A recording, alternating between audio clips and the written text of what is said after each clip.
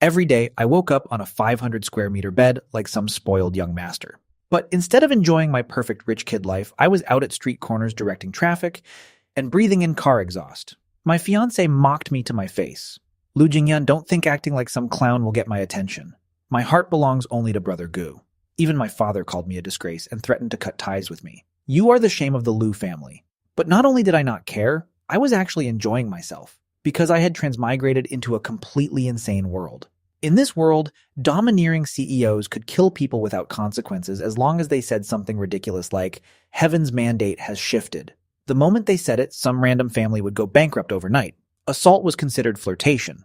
As long as you were good-looking, you were automatically right. Dragon Kings returned from the battlefield with hundreds of thousands of retired soldiers who could block an entire airport, and yet the traffic police somehow saw nothing. And me? I was Lu Jingyan, the second young master of the richest family in Jinhai. Noble status, face card that could break the system, top-tier education. On paper, I was obviously a born winner. And yet in this world, I had been handed the script of the vicious villain. My entire purpose was to serve as a stepping stone for those grassroots dragon kings and miracle doctors descending from the mountains. Not only was I supposed to have my fiancée stolen away, but in the end, I was meant to wind up homeless and abandoned on the street. What kind of international joke was that?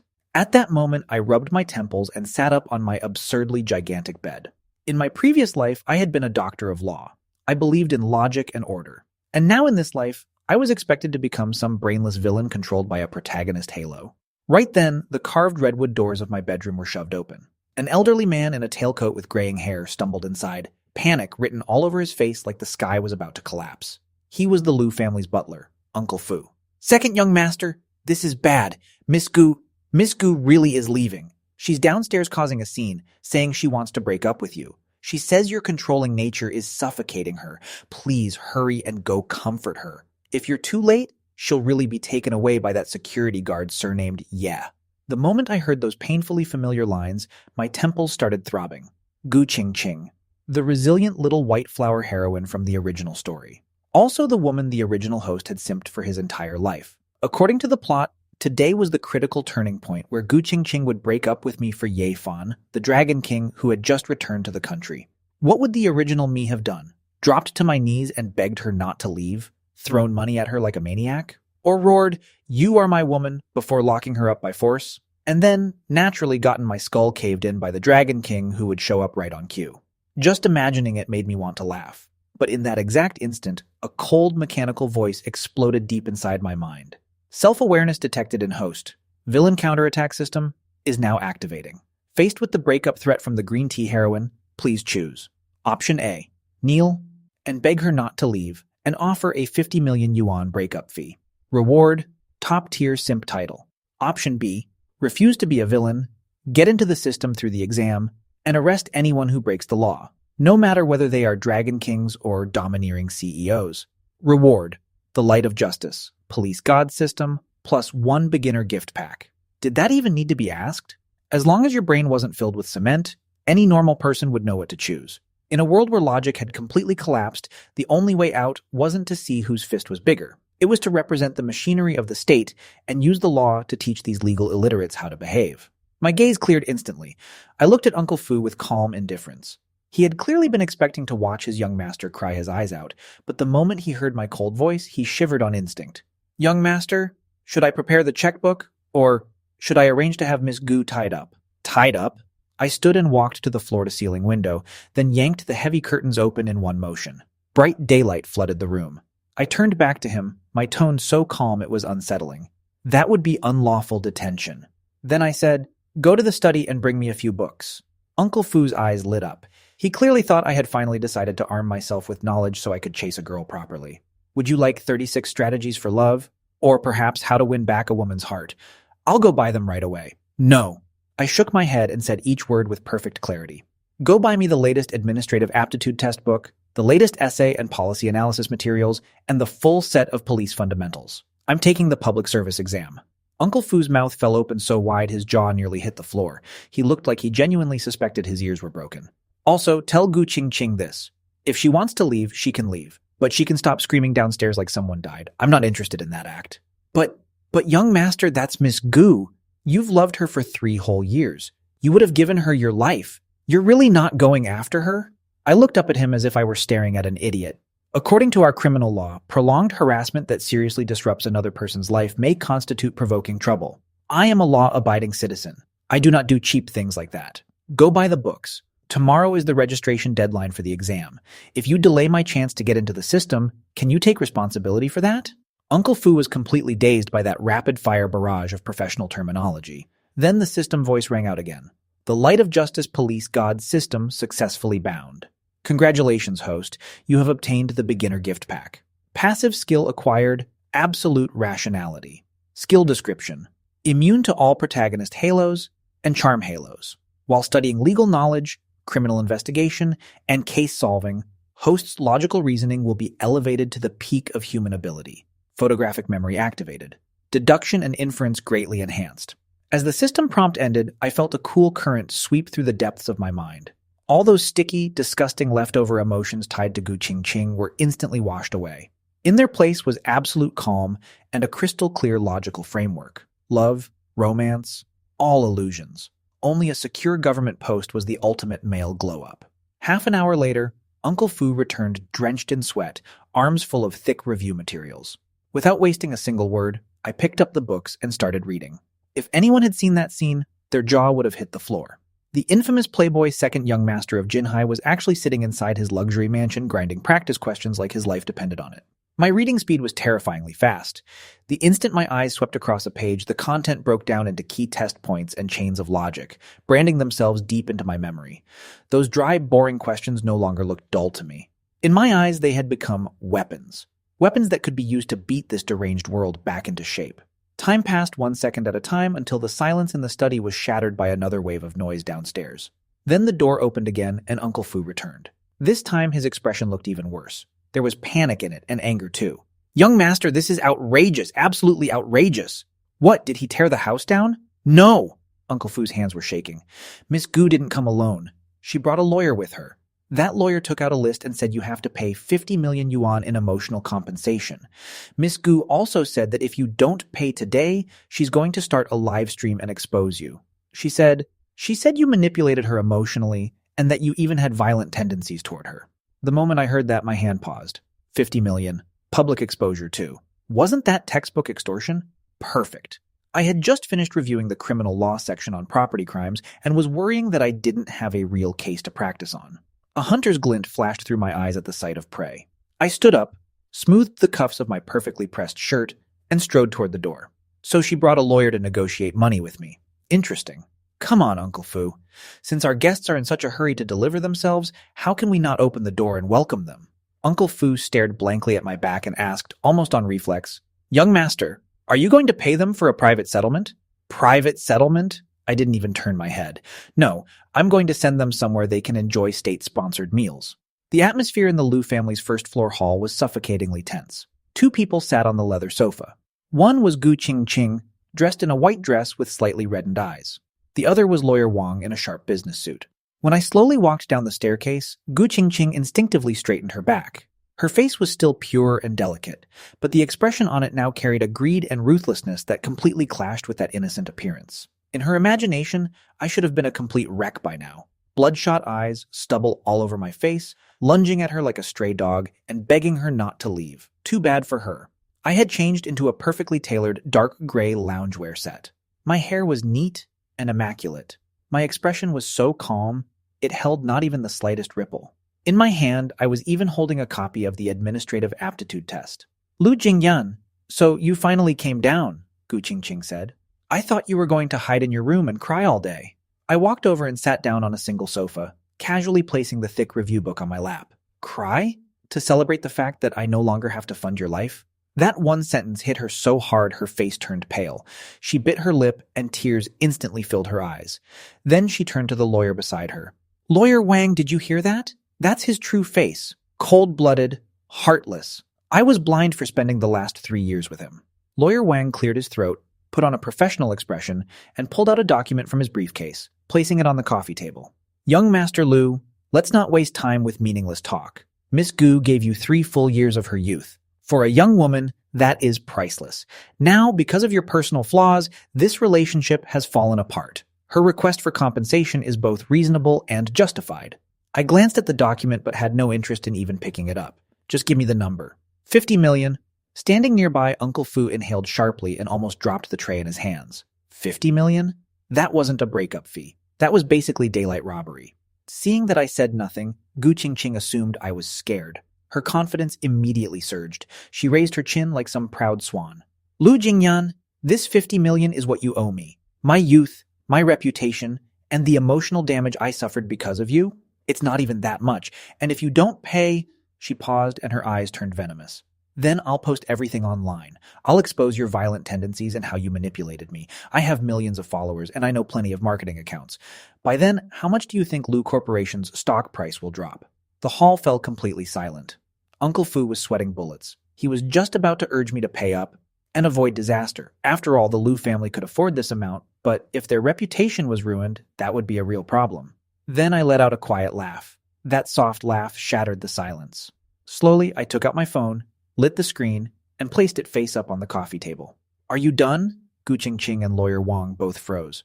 What? I pointed at the phone screen where the recording waveform was still moving. I said I recorded that entire wonderful speech of yours. Then I looked at them and spoke evenly. Miss Gu, Lawyer Wang, I think the two of you may have some serious misunderstandings about our legal system. First, our law does not recognize any such thing as so-called youth loss compensation. In the dissolution of a cohabitation relationship, aside from the division of jointly owned property, there is no legal basis to support one party demanding emotional compensation from the other. Second, and more importantly, what you just did, threatening to expose private matters and fabricate claims in order to force me to hand over a massive amount of money, has a very precise definition in criminal law. Extortion. I leaned forward slightly. My eyes sharpened like blades as they locked onto Lawyer Wang's increasingly sweaty face. Young Master Lu, don't try to scare people. This is a civil dispute. We're negotiating. I cut him off instantly, my voice rising with a force that left no room for doubt. Negotiation with threats attached is extortion. According to Article 274 of the criminal law, anyone who extorts public or private property, where the amount is especially huge, or the circumstances are especially serious, shall be sentenced to fixed-term imprisonment of more than 10 years and shall also be fined. 50 million is not merely a huge amount. My long fingers slid lightly across the screen of my phone and pressed the 3-digit number every citizen knew by heart. 110. The waiting tone echoed through the spacious hall. Every single ring felt like it was hammering straight into Lawyer Wang's heart. You're insane, Gu Qingqing screamed, her face going sheet white. You actually dare call the police? My expression remained calm. I even had the spare attention to glance at the wall clock. The nearest station is probably about 15 minutes away. Gu Qingqing, you may want to start thinking now. Once you're in the interrogation room, are you aiming for bail pending trial or direct detention? Then the call connected. Hello, yes, this is the police emergency center. I'd like to report a case. This is Lu Jingyan of the Lu family in Jinhai. 2 people are currently in my home attempting to extort 50 million yuan from me by threatening to fabricate facts and destroy my reputation. I have clear audio evidence and both suspects are on site. Please send officers as soon as possible. Yes, the address is... Lawyer Wang completely panicked. Sure, he was the kind of lawyer who took money to do dirty work, but even he knew exactly where the red line was. Looking at me now, he could tell I was not bluffing in the slightest. And those legal citations I had just thrown out? They were so precise that I sounded more professional than he did. This was not the so-called love-brained rich idiot from the rumors. This was a full-blown legal monster wearing human skin. Misunderstanding. Young Master Lu, this is all a misunderstanding. Lawyer Wang grabbed the documents off the table, stuffed them back into his briefcase, and shot to his feet, sweating all over. Since you're unwilling to negotiate, we can discuss this another day. Another day?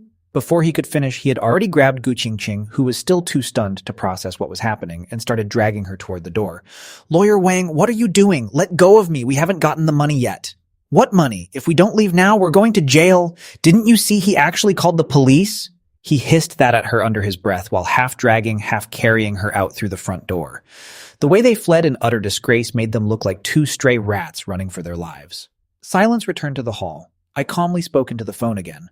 Sorry, the suspects have already fled. I'll bring the recording evidence to the station and give a full statement. Uncle Fu was still standing there clutching the tray, his mouth hanging open wide enough to fit an egg. His eyes were full of shock and admiration. Young Master, those lines just now were incredible. That lawyer's face turned green. I adjusted my glasses and showed no real emotional fluctuation. Trash mobs like that don't even count as a warm-up. Then I picked up the administrative aptitude test book again and flipped back to the page I had folded earlier. Sunlight streamed through the floor-to-ceiling windows and landed on me, painting the side of my calm face with a thin layer of gold. Uncle Fu. Yes, young master. He instantly straightened up. I lifted my gaze toward the electronic calendar on the wall. The date displayed was March 15th, 2025. Prepare the car. Get my suit ready. I closed the book and let the corner of my mouth curl into a confident smile. Tomorrow is the police exam interview. Now that all the random garbage has been cleaned out, it's about time I went and cleaned up the examination room too. The waiting room for the police exam interview was packed with dozens of candidates in cheap suits. Every one of them sat rigidly upright, muttering under their breath, their study materials damp with sweat. The air was filled with the smell of nerves, anxiety, and that suffocating tension that comes right before fate hands down its verdict. Then I pushed the door open. In that instant, the buzzing sound of last-minute memorization stopped cold. I was wearing a deep gray bespoke Italian suit. The two sapphire cufflinks at my sleeves reflected a cold glimmer beneath the fluorescent lights. Unlike the others, I did not hunch in nervously or shrink into myself. I casually picked a seat in the corner and sat down with the relaxed posture of a man enjoying afternoon tea in his own garden. Holy crap, isn't that the Lu family's second young master? Lu Jingyan, the infamous playboy from Jinhai? Did he walk into the wrong set? He's probably just here for the experience. That suit alone could cover 10 years of my salary. The whispers buzzed around me like flies. I ignored all of it. My fingers tapped lightly against my knee. Candidate number 8, Lu Jingyan, please enter. Even the staff member's voice trembled a little when she called my name. I stood, adjusted my collar, and under dozens of shocked, jealous, and eager to watch me fail gazes, calmly walked toward the examination room. I pushed the door open. 3 examiners sat in a row. The chief examiner in the center was a middle-aged man with a shining bald patch. On his left sat a woman in glasses. But the man on the right made my gaze pause for half a second. He looked to be around 45. Crew cut, dark skin, sharp eyes like a knife fresh off the whetstone. Lei Ting, captain of Jinhai Criminal Investigation Unit. A nearly invisible smile touched the corner of my mouth. Looks like this interview is about to get interesting. Good morning, examiners. I am candidate number 8, Lu Jingyan. I gave a slight bow. The movement was perfectly standard. Impossible to fault. Then I sat down. Mr. Lu, I've looked over your resume, the chief examiner said as he flipped through the file in his hands. Doctor of Law, second son of Lu Corporation. To be frank, a civil servant's salary might not even be enough to buy one of your cufflinks. He looked up at my excessively handsome face, then back down at the file, his brows furrowing so hard they could have crushed a fly. So tell me, are you here because you're looking for excitement? Or because you simply want to experience how ordinary people live? That was a fatal question. If I answered to serve the people, it would sound fake. If I answered for my dream, it would sound empty. The female examiner at the side was already looking at me like she expected a show. Only Lei Ting remained expressionless, one pen in hand, staring straight into my eyes. Examiner, your question itself contains a logical trap. I answered without hesitation. First, career choice should not be measured by salary alone. If this suit is my label, then I hope that one day the police uniform will become my skin. Second, regarding your point about seeking excitement, I leaned forward slightly. In that instant, the noble aura around me vanished completely. In its place appeared a pressure so sharp it made the room itself feel colder. Jinhai City today is full of luxury car fraud, violent crime ignored in plain sight, and powerful people turning criminal acts into private family matters. Privileged classes treat the law like toilet paper. To me, that kind of chaos is not exciting. It is a disgrace. Put the handcuffs on him. The moment those words landed, the entire interview room fell silent. The chief examiner froze. He clearly had not expected this rich kid to answer so sharply or with that much open arrogance. Then Lei Ting, who had stayed silent the whole time, suddenly spoke. His voice was rough and gravelly. Interesting. Then what if one day the person you have to arrest is your own father or your own brother? What do you do? That was the classic righteousness over family question, and also the easiest kind of trap to crash on. I looked straight at Lei Ting without the slightest hesitation. If anything, a faint, meaningful smile appeared on my face. Examiner, legal logic does not recognize blood ties. It recognizes only guilt or innocence. If they break the law, I will arrest them myself. After all, having them reform in prison is much safer than letting them stay outside and get hacked to death by random enemies.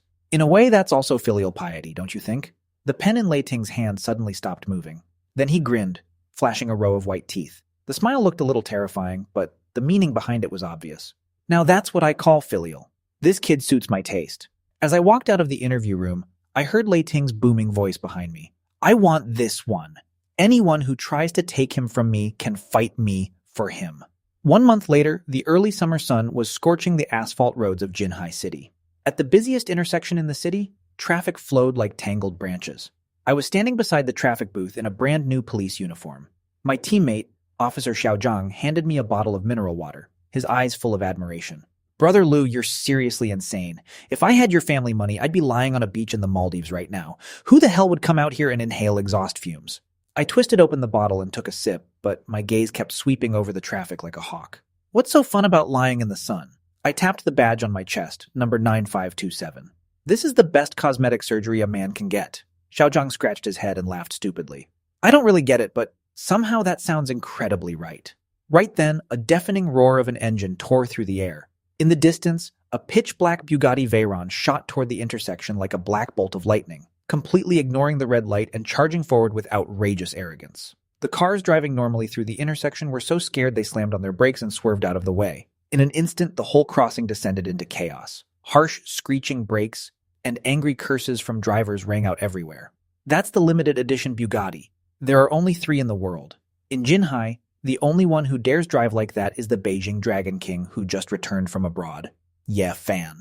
Xiaozhang's face instantly turned pale, and he instinctively took a step back. Holy crap, it's Ye Fan's car. Brother Lu, get back. That lunatic never obeys traffic lights. Last time, even old Wang from the traffic unit got cursed out right to his face by him. Get back? I narrowed my eyes at the steel beast closing in on us. Not only did I not retreat, I actually stepped straight into the middle of the road.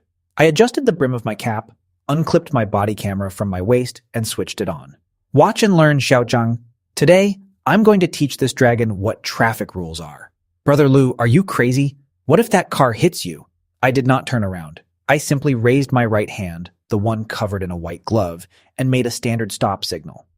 My posture was straight as a pine tree. The Bugatti Veyron came screaming toward me in a gust of wind. The front of the car stopped so close it nearly brushed my knee, letting out a shrill screech as the tires dragged 2 long black marks across the ground. The smell of burnt rubber spread instantly through the air. The window rolled down. Yi Fan's face appeared, sunglasses on, arrogance written all over him. Are you trying to die? Which blind idiot dares stop my car? Ye Fan, the Beijing Dragon King from the original novel. He had been back in the country for less than 3 days, and this great lord clearly had not adapted to domestic traffic law yet. Or rather, in the logic of his so-called Dragon King Palace, traffic lights existed only to restrict ordinary people. One hand resting on the wheel, Ye Fan curled his lips into that signature crooked smile. Little traffic cop, get lost. Since you know my plate number, you should know who I am. If you delay my business, your whole family won't be able to pay the price. Arrogant. Too arrogant. The private car owners around us were furious, but none of them dared say a word. They quietly lowered their windows and raised their phones, ready to capture the moment this reckless little traffic cop got humiliated. After all, this was a man even powerful figures had to bow to. I just looked at Ye Fan calmly. Inside my head, the light of justice system was going crazy. Target detected. Dragon King Yi Fan. Releasing intimidation aura in an attempt to suppress host. Passive skill. Absolute rationality activated. Mental suppression immune. Illegal behavior detected. Running red light 3 times. Exceeding speed limit by over 50%. Failure to yield to pedestrians. Recommend immediate handling. I raised a hand, straightened my cap, and gave that incredibly punchable face a standard salute. Clean and sharp. Hello. I am Lu Jingyan of the Jinhai Traffic Police Unit, badge number 9527. My voice was not loud, but in the noisy street, it cut through the chaos with perfect clarity. Please present your driver's license and vehicle registration. Ye Fan froze for a second. He took off his sunglasses and revealed a pair of violent, hostile eyes. He looked at me like I was some kind of alien. This script was completely wrong. Under normal circumstances, the moment a little traffic cop heard his warning, shouldn't he be pissing himself and dropping to his knees? So what was this completely emotionless tone supposed to mean? Yi Fan shoved the car door open and stepped out. He walked right up to me and looked down at me from above. Kid, when I was commanding hundreds of thousands of soldiers in Beijing, you were probably still running around with your ass hanging out of your pants. I don't like repeating myself. Get lost. I still did not move. I did not even blink. I simply tilted my head slightly and pointed to the red traffic light still flashing above us. Sir, no matter how many people you have commanded, under road safety law, red means stop and green means go. Then I pulled out my police handheld terminal from my waist and spoke as calmly as if I were reading a manual. In addition, you just ran 3 consecutive red lights and were severely speeding in a busy urban district. Under the latest regulations, that means 18 points deducted, a 2,000 yuan fine, and revocation of your driver's license.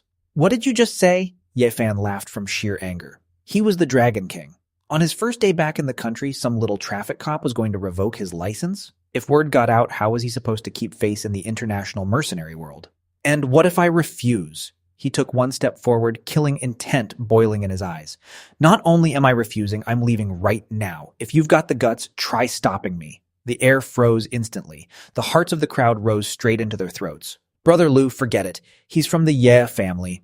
I let out a sigh. Seriously, why did these protagonists always fail to understand plain human language? Why did they always insist on forcing me to get physical? Failure to cooperate with law enforcement plus verbal threats against an officer. First warning. Warning my ass! Ye Fan clearly did not take the warning seriously at all. He reached out and shoved toward my shoulder. Get the hell out of my way. The moment his hand was about to touch my uniform, I moved. No fancy techniques, no flashy stance, just a simple sidestep and control hold. Ye Fan only felt his vision blur. Then came a dull thud. The untouchable Dragon King was slammed face down onto the scorching hood of the Bugatti and pinned there so hard he could not move. How dare you touch me? I am... Click. The cold silver bracelet snapped cleanly around his wrists, cutting off his dramatic speech mid-cast. The entire place went dead silent. Only the mechanical countdown of the traffic light kept ticking away. The walkie-talkie in Xiaozhang's hand dropped to the ground with a smack. His mouth was hanging open wide enough to fit a light bulb. With one hand pressing down the still struggling Ye Fan, I turned to the body camera and spoke in a flat voice. The subject violently resisted law enforcement and attempted to assault an officer. In accordance with Article 50 of the Public Security Administration Punishments Law, I am now proceeding with compulsory summons. Let me go! I have privileges. I bled for this country. Ye Fan's face was squashed against the hood so hard it was practically distorted, but he was still roaring. On Jinhai's roads, the only special privileges belong to ambulances and fire trucks. As for you, you're just a textbook example of what happens when someone violates traffic law. Then I picked up my radio. Dispatch, this is 9527. A serious traffic offense and attempted assault on an officer has occurred at Fu'an intersection. Suspect has been detained. Requesting tow support.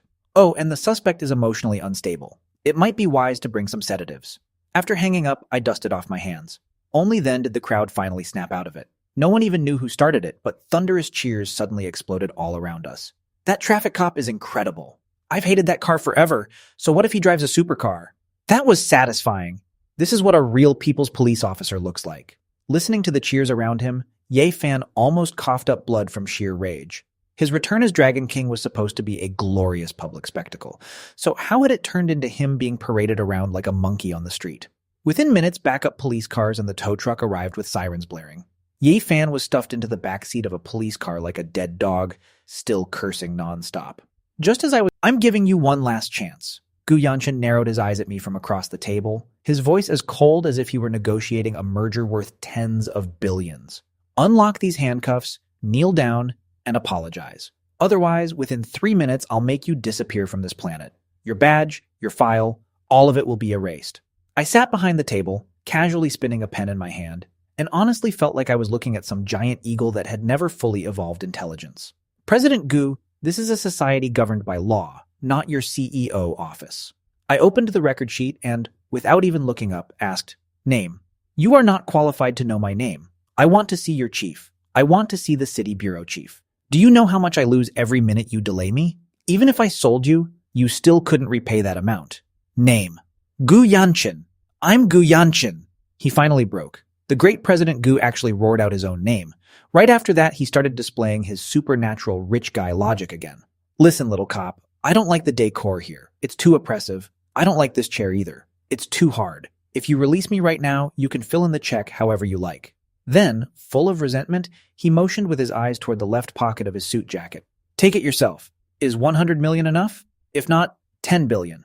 I'll buy this garbage bureau of yours and turn it into a private clubhouse. The pen in my hand stopped. I looked up at him and asked in genuine curiosity, Buy the police bureau? Scared now? Gu Yanshin sneered, clearly convinced money had finally worked its magic. This is the power of capital. In this world, there is no problem money can't solve. And if there is, then it only means there isn't enough money. I said nothing. Instead, I calmly wrote a new line on the interrogation record, and the smile at the corner of my mouth grew deeper. Gu Yanshin, Male, 28 years old, suspected of provoking trouble and assaulting police. Add one more charge. During interrogation, attempted to bribe law enforcement with a huge sum of money and openly threatened to purchase a state organ. Nature of offense extremely severe. After writing that, I picked up the body cam recording and changed my tone slightly.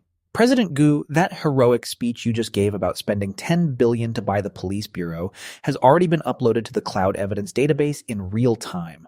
Under Article 389 of the criminal law, that's bribery. Add that to your previous charges and congratulations. Your starting sentence just went up again. You? Gu Yanshin's face turned green with rage. This was not how the script was supposed to go. In all those stories, the moment he pulled out a checkbook, even King of Soldiers types were supposed to show some respect. So why was this little cop completely immune to money, status, and pressure?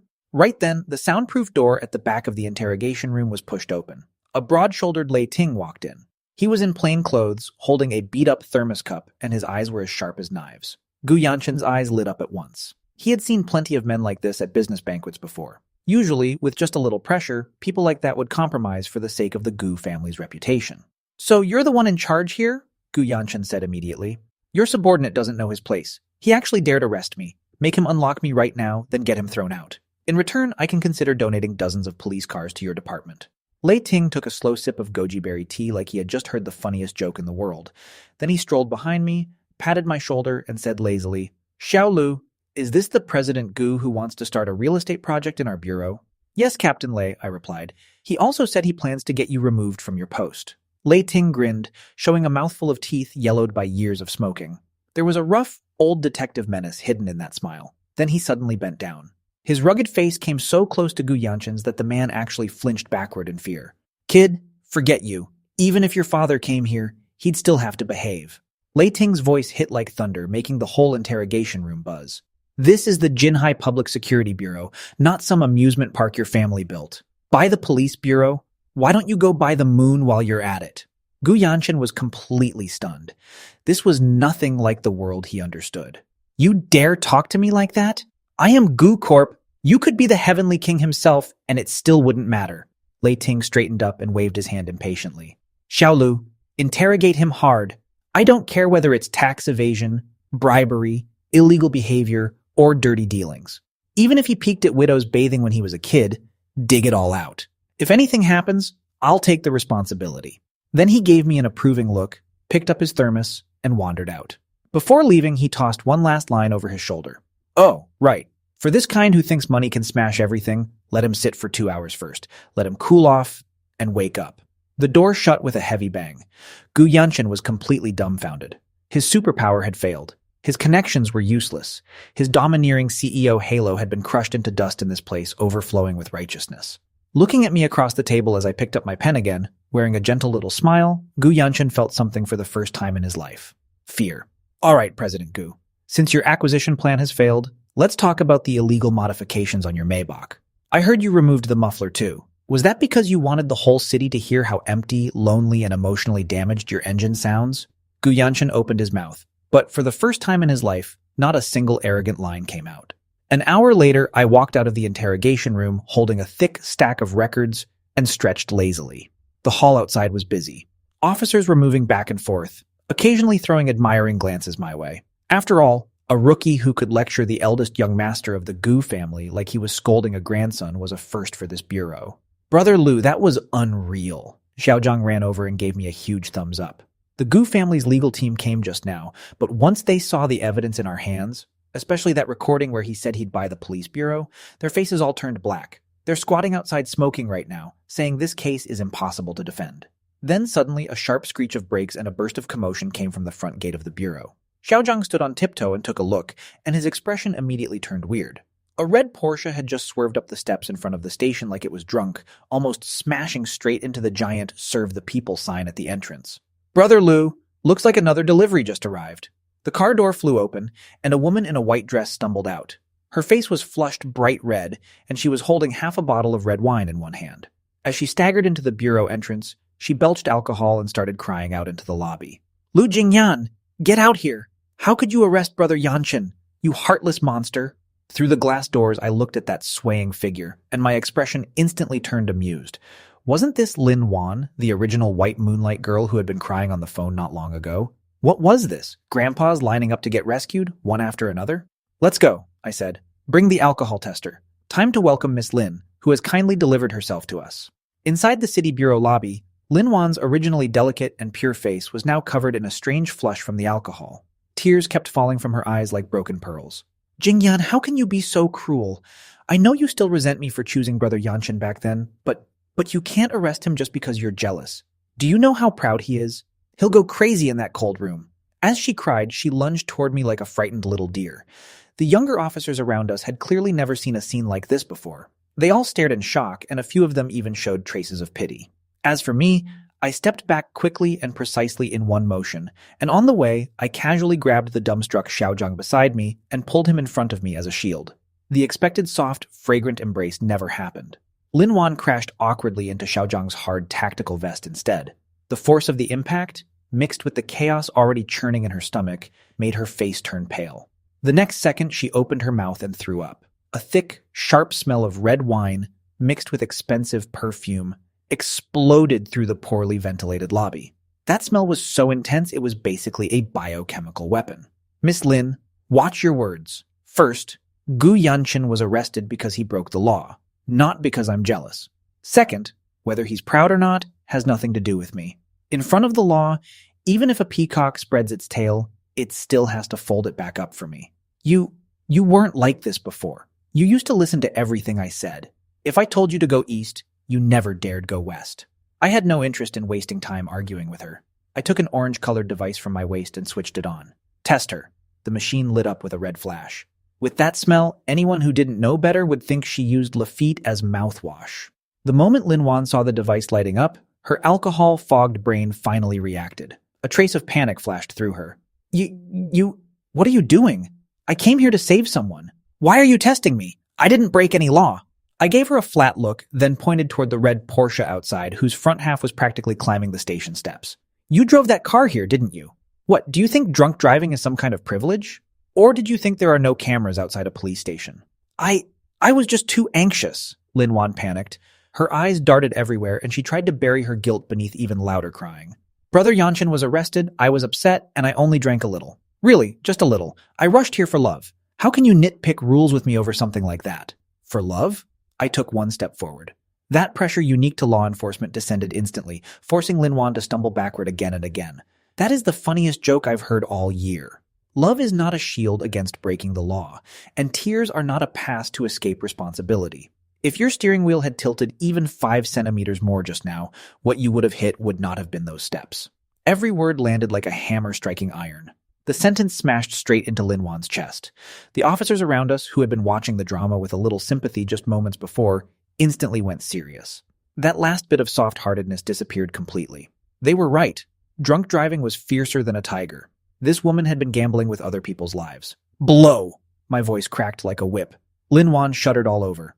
Under the stares of several stern-faced officers, she tremblingly put her lips around the breath tube. One breath later, the numbers on the screen began climbing wildly. The red light flashed urgently, and the machine let out a sharp alarm. Beep, beep, beep, beep, beep. Then the number froze. 210 milligrams per 100 milliliters. The whole room erupted. This was not just drunk driving. This was a moving alcohol bomb. I looked at the bright red number, and a cold light flashed through my eyes. Congratulations, Miss Lin. I lowered the device and pulled out that familiar pair of silver handcuffs from behind my waist with a motion so practiced it was almost tragic. Your blood alcohol concentration is 210 milligrams per 100 milliliters, far above the criminal threshold of 80 milligrams. You are suspected of dangerous driving. I am now placing you under criminal detention according to law. No, I don't believe it. How could it be that high? The moment Lin Wan saw the handcuffs, she completely collapsed. She screamed and flailed wildly, trying to push away the policewoman stepping forward. I'm the eldest daughter of the Lin family. I'm Gu Yanshin's fiancée. You can't arrest me. Lu Jingyan, this is revenge. This is personal revenge. Click. No matter how hard she struggled, the cold handcuffs still fell mercilessly around her slim wrists. That bone-deep chill finally cleared her alcohol-soaked, arrogance-flooded brain by a few degrees. Take her away. Blood draw first, then send her to the sobering room. I waved my hand expressionlessly, like I was dealing with a bag of non-recyclable waste. When she sobers up, she can keep President Gu company next door. Didn't she say she did it for love? Then they can talk about it together inside. Two policewomen stepped forward and dragged the limp, weak-legged Lin Wan inside, one on each side. By now, quite a few curious onlookers had already gathered outside the glass wall at the entrance to the bureau. They all held their phones up, aiming straight at the scene inside. Flash after flash lit up the entrance, and some people had even set up live stream stands on the spot, excitedly commentating. Guys, this is huge. Isn't that President Gu's rumored girlfriend? She just got out of the car and that ridiculously handsome officer slapped cuffs on her. They tested over 200. Did she drink fake alcohol or what? This is hardcore. Who even is that officer? Within 5 minutes, he took down two of the biggest parasites in high society. I'm officially calling him my new male god.